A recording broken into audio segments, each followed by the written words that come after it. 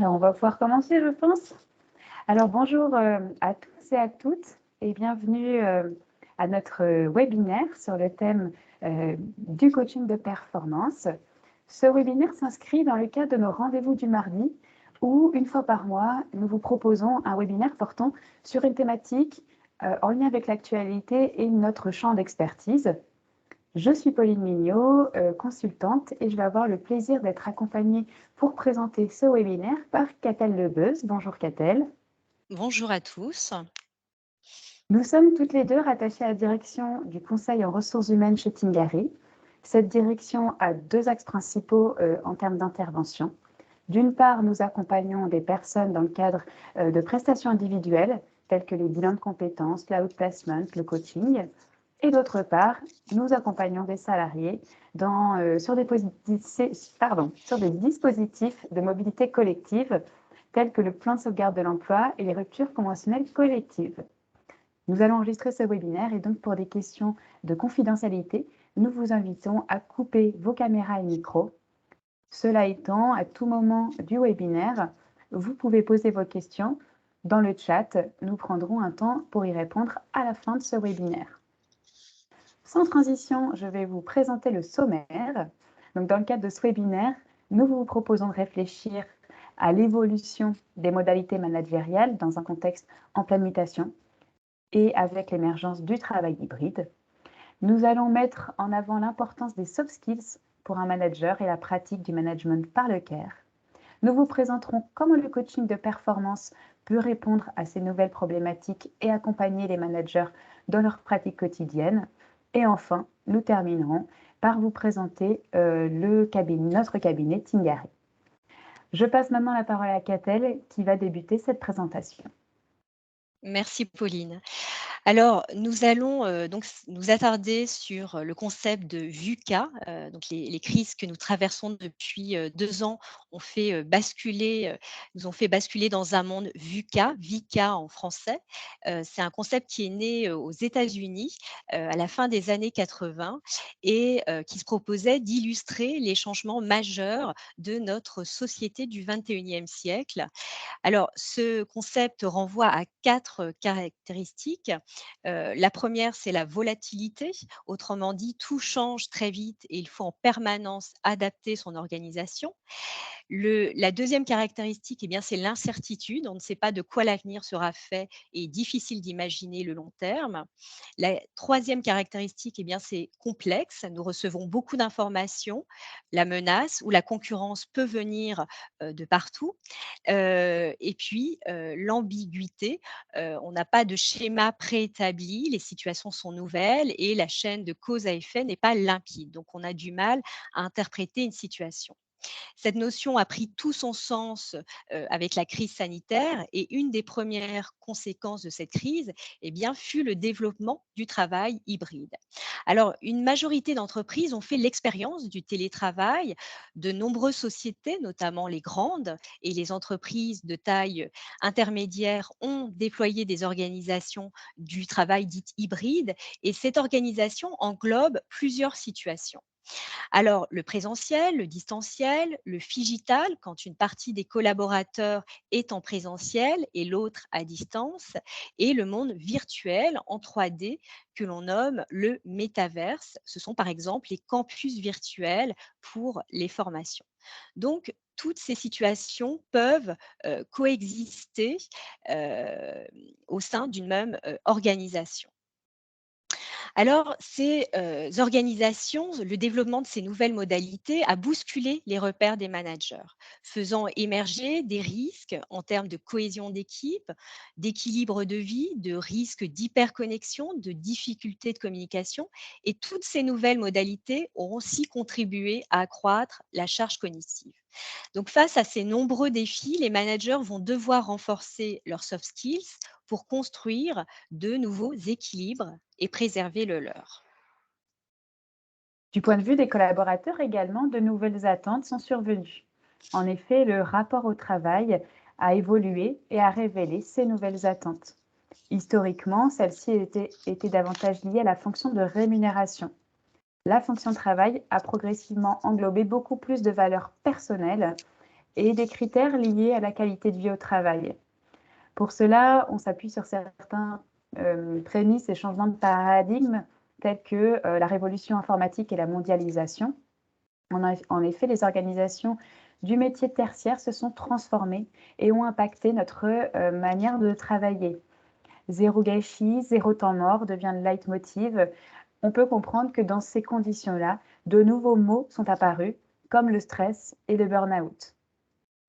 La crise sanitaire également, avec les nombreux confinements, ont rebattu les cartes, on va dire, ont dérangé notre manière de travailler.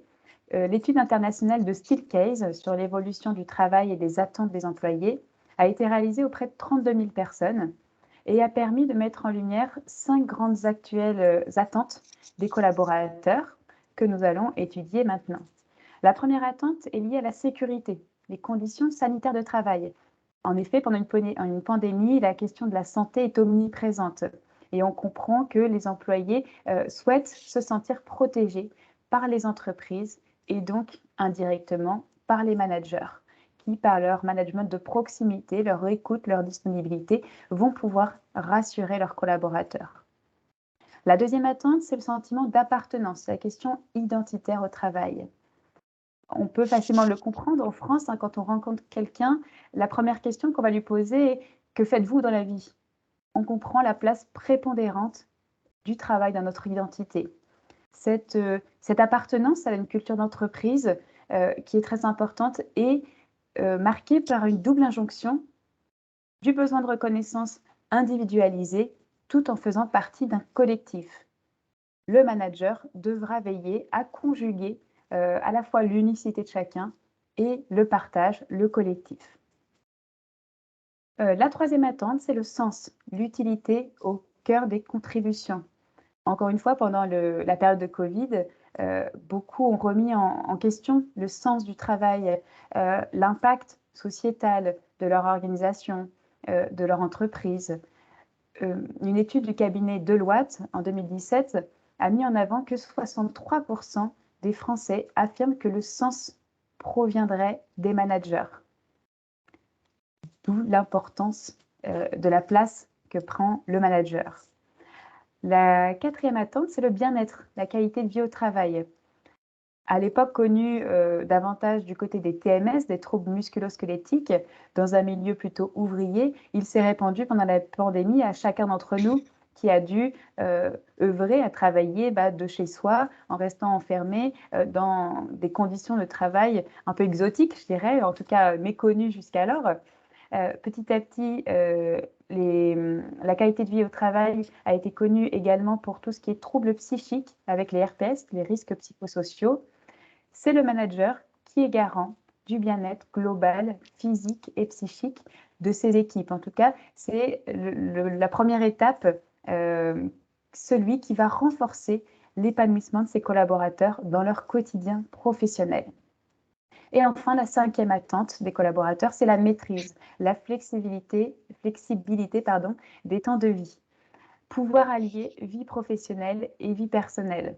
Alors, comme on l'a vu, le travail hybride peut permettre d'allier les deux, puisque en faisant du télétravail, on n'a plus besoin d'avoir des temps pour se déplacer et d'aller sur son lieu de travail. En revanche, attention à l'excès inverse qui vise à dire qu'il est plus difficile de déconnecter puisque nous sommes au même endroit personnellement et professionnellement lorsque nous faisons du télétravail. Le manager aura une place importante pour accompagner ses équipes sur ce droit à la déconnexion et sur limiter, en tout cas délimiter, créer une frontière entre le travail, la vie professionnelle et la vie personnelle. On voit combien les managers sont à l'épicentre de cette vague toujours plus nombreuse des questions des salariés. Un poids qui questionne de plus en plus les salariés à sauter le pas pour endosser ce rôle. Alors finalement, comment manager aujourd'hui? Je redonne la parole à Catel qui va nous exposer ce point-là.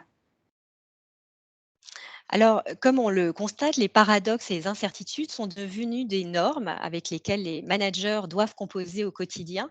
Et face à ce contexte, eh bien, le manager a toujours les mêmes missions, décider, motiver et développer les talents. Mais ce dernier va devoir faire évoluer sa manière de travailler, de manager, en musclant certaines compétences individuelles qui auront un impact direct sur son équipe.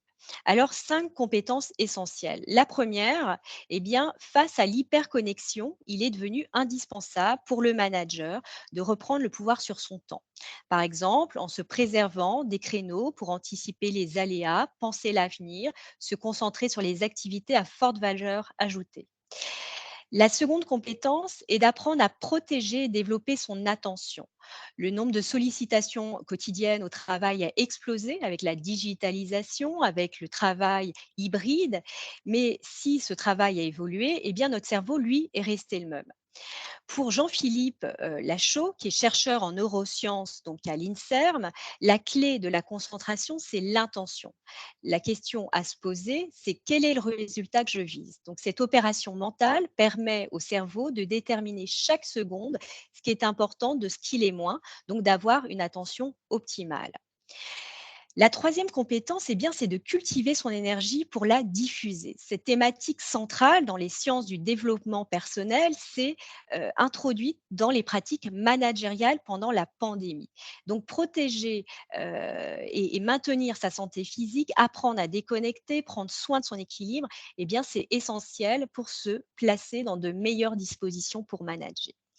La quatrième compétence, eh bien, c'est de maîtriser la communication à distance pour soi et son équipe. Le manager hybride se retrouve avec une infinie variété de situations à gérer.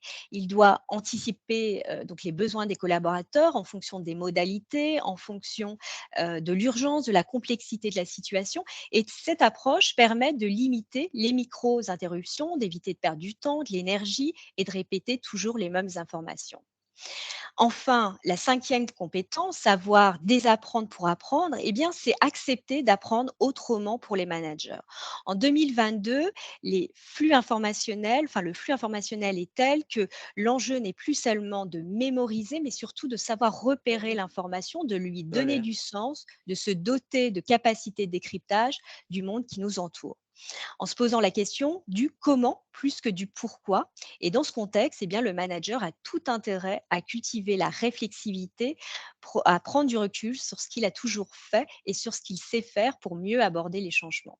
Donc, toutes ces compétences sont précieuses pour s'adapter aux incertitudes, aux paradoxes et aux accélérations et aident les managers à préserver leur équilibre. Parmi les réponses émergentes, le management par le care. On entend par là prendre soin, cultiver son équipe, l'accompagner dans son activité, être finalement un manager coach. L'éthique du care est née dans les années 80 et elle est basée sur un constat plein de bon sens. Quand les équipes vont bien, elles travaillent mieux, ce qui se répercute sur les clients et le résultat de l'entreprise. C'est donc une démarche utile pour répondre aux problématiques de transformation des entreprises en repensant notamment les pratiques managériales. Elle poursuit le double objectif de développer la marque employeur en valorisant aussi la politique RSE et en améliorant l'expérience collaborateur. La démarche du CARE invite à répondre par le management aux biais de fondamentaux des collaborateurs. Écoute, confiance, pouvoir d'agir et reconnaissance. Ce modèle managérial permet à l'entreprise de passer de l'autonomie teintée d'un esprit de compétition individuelle à la coopération et à la réciprocité des attentions. À appliquer à l'entreprise, elle s'étend sur 10 registres au-delà de la relation manager-collaborateur. Alors, elle invite à placer l'expérience collaborateur au même niveau que l'expérience client, ce qu'on retrouve de plus en plus fréquemment dans la communication sur les sites d'entreprise et le marketing des marques. Travailler les parcours collaborateurs, et leur évolution interne, ce qui se matérialise à travers une GPEC, par exemple. Le télétravail pose aussi la question des conditions de travail chez soi, prendre soin des lieux de vie et aussi de la responsabilité de l'entreprise. Sur ce site, c'est faciliter le quotidien des salariés en amenant par exemple des services tels que des séances de massage, de sport, un service de conciergerie. Favoriser la participation des collaborateurs au projet de l'entreprise, travailler sur la transversalité des talents, avoir un discours positif et reconnaissant envers chaque collaborateur. Donc, conscientiser l'interdépendance de chaque maillon de l'entreprise permet de renforcer sa capacité d'écoute et de créer un écosystème vertueux qui s'étend à l'ensemble de l'organisation. Le management du care appliqué au travail d'équipe peut prendre la forme de la collaboration et il met le manager en posture de coach. La méthode de coélaboration répond à la nécessité de gérer différemment son équipe. C'est une méthode de travail issue de l'industrie qui favorise une transformation plus respectueuse, durable et efficace et qui permet de s'adapter continuellement. La coélaboration s'inscrit dans l'action et la performance de l'entreprise par une approche qui associe des méthodes agiles et l'approche systémique. Elle permet à chaque membre de l'entreprise de participer à sa transformation et garantit un changement durable, car chaque collaborateur a un rôle à jouer et participe à la performance de son équipe. La collaboration fonctionne car elle nourrit 5 principes fondamentaux des collaborateurs et des équipes. Elle donne du sens à son action et permet de participer au projet de l'entreprise. Elle est inclusive car elle permet de trouver sa place, d'être accepté dans sa singularité. Chacun contribue et apporte son savoir-faire et est reconnu pour son action. Elle renforce le sentiment d'appartenance. Donc, se sentir utile permet aussi de s'identifier au groupe individuellement. Et enfin, elle augmente l'accomplissement de soi et permet de s'épanouir, de progresser. Pour répondre aux attentes, donc aux modalités, aux évolutions à l'actualité, nous disposons d'un outil qui permet aux personnes de trouver leur place en tant que manager. Cet outil que nous vous proposons aujourd'hui, c'est le coaching de performance. Cela permet une montée en compétences, donc de pouvoir accéder à ces nouvelles responsabilités en tant que manager. Développer son style de management pour répondre, par exemple, pour rendre en tout cas les équipes autonomes. Cela permet d'avoir une vision claire de son rôle, des compétences à développer. Cela permet de s'adapter à de nouvelles modalités, comme on l'a vu avec les modalités hybrides. Cela permet de pouvoir savoir accompagner ses équipes en donnant des feedbacks ou des objectifs clairs. Cela permet de fluidifier la communication, favoriser la collaboration. Cela permet de manager avec authenticité, transparence, parler vrai. Et enfin, cela permet de devenir un leader inspirant. On a vu combien la place du manager était importante parce qu'il portait ses équipes. De façon plus pratico-pratique maintenant, pour être accompagné dans le cadre d'un coaching de performance, il existe plusieurs modalités d'accompagnement. Le présentiel, le distanciel ou alors de façon mixte, alliant du présentiel et du distanciel. Avant de conclure notre webinaire, je vais redonner la parole à Catel qui va nous présenter notre cabinet Tingari. Alors, quelques mots sur le cabinet. Donc, nous accompagnons les organisations et les individus dans leurs enjeux d'évolution et de transformation. Nous intervenons dans le cadre de la GPEC, par exemple, de politiques de diversité, de handicap, des mobilités collectives comme les PSE, les RCC, les PDV. Nous avons accompagné plus de 70 000 personnes. Donc, pour les collaborateurs et les particuliers, nous proposons du coaching, de l'outplacement, des bilans de compétences, par exemple. Nous sommes présents sur l'ensemble de l'Hexagone et nous comptons 225 implantations pour être au plus proche de nos clients. Nous arrivons donc à la fin de ce webinaire. Merci pour votre attention. C'est le moment, si vous le souhaitez, de poser des questions, ou soit en ouvrant votre micro, soit en les déposant dans le chat. N'hésitez pas, je crois qu'on n'a pas encore de questions. Alors, c'est bientôt l'heure du déjeuner, hein, donc on comprend très bien que vous soyez un petit peu pressés.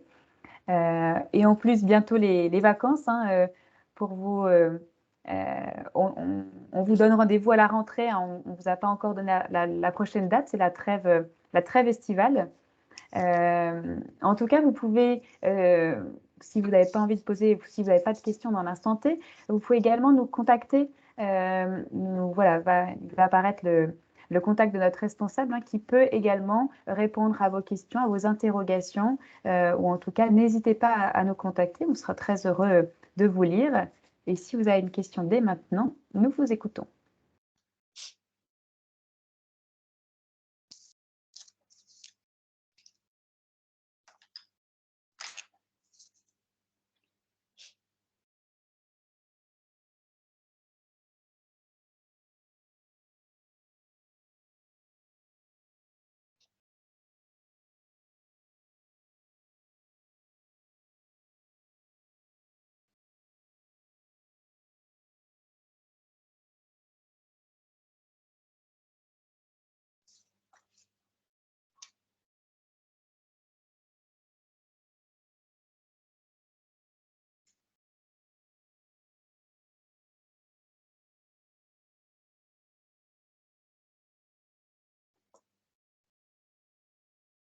Alors, merci chacun pour vos petits mots. Eh bien, écoutez, nous vous souhaitons une belle journée, un bon appétit. J'ai l'impression qu'il n'y a pas de questions. Merci pour vos petits mots d'encouragement.